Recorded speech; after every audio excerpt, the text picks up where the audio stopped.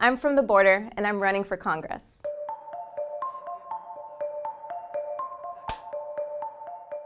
I became an immigration attorney to fight for families like mine against Trump's cruel immigration policies. I spent years working in detention centers here in Texas and saw firsthand the inhumane conditions these detainees face. I know that on the border, we need someone who's going to fight back. Our current representative, Henry Cuellar, claims to be a Democrat, but he voted with Donald Trump nearly 70% of the time in the last Congress, more often than any other Democrat in Congress. Down in South Texas, we like to call him Trump's favorite Democrat because he voted with Republicans to stop DACA and fund the border wall. He voted with Republicans to make it harder for workers to join unions. He voted with Republicans to defund Planned Parenthood, and he even fundraised for Republicans. I'm one of those Democrats. I don't believe in sanctuary cities. I just want to make sure no federal funds are used to fund abortions. So the president, it looks like, has a new strategy in place. You know, I want to thank President Trump for getting Democrats and Republicans together. I want President Trump to succeed because if the president succeeds,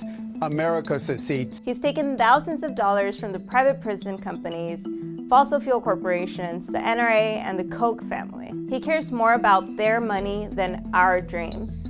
So I'm running for Congress to do what Cuellar hasn't done, fight to protect our families. Once we win, I will be the youngest elected congresswoman in the history of the United States. I was born and raised in Laredo, Texas, right on the US-Mexico border.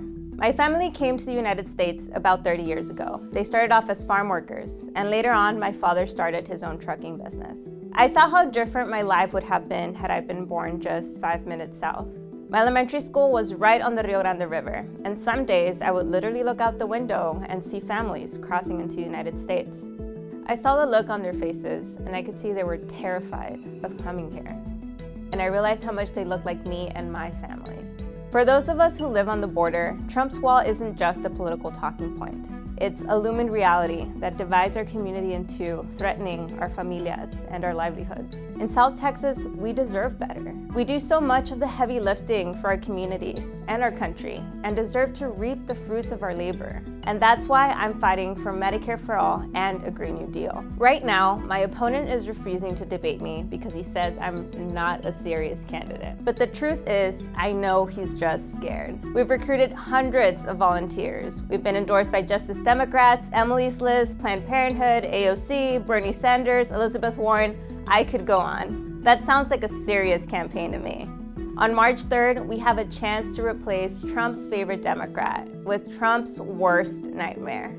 A young progressive Latina, que habla español, speaks her mind and isn't afraid of a fight. I'm not taking a dime of corporate PAC money or lobbyist money, so I can fight for working class families like yours and mine. This is a fight for true representation, and it's going to take all of us. I know that I can't turn my back on people in my district because that would be as if I'm voting against my mom and dad. That'd be as if I'm voting against my neighbors. That'd be as if I'm voting against myself. So I'm so excited and ready and blessed that I have this opportunity to take my advocacy out of the courtroom and use it in a way that benefits my neighbors and my teachers and our friends and family back home.